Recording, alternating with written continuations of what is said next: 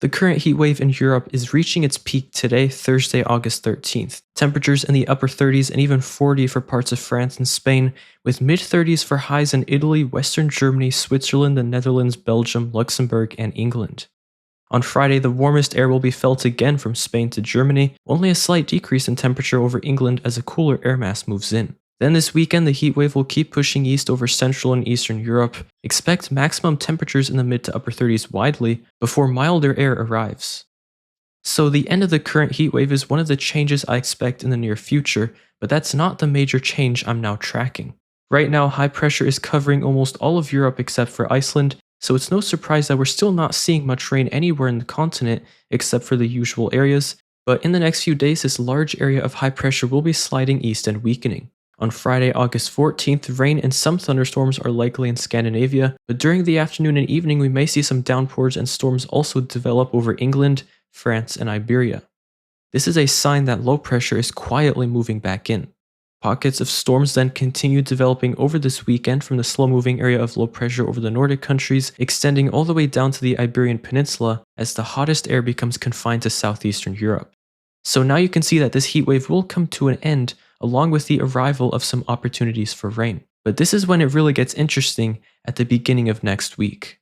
At this point, low pressure is still situated right around Finland. Areas of rain and storms extend along a broken corridor all the way down through Central Europe, Italy, and North Africa. We no longer have high pressure dominating the majority of Europe, so this allows the next Atlantic disturbance to push a band of light to moderate rain into Ireland and the UK on Monday. Weather models really start to diverge in possible scenarios past the middle of next week, but based on what I'm seeing right now, this won't be too much of a drastic and abrupt shift, but rather a gradual breakdown towards more changeable weather patterns over the next few weeks. Here's my temperature outlook for August 13th through the 18th. It looks similar to what we've seen repeat itself this summer. Warmest weather is focused in the south and west, with the most significant anomalies around France. And then at the same time, parts of the north and east are experiencing below average temperatures. Now here's the outlook for August 17th through the 22nd. Still leaning above average in parts of the south, but now there's a stronger signal of cooler air entering Central Europe. Also, unlike the previous graphic, temperatures are going to be rising in parts of the east that were previously below average.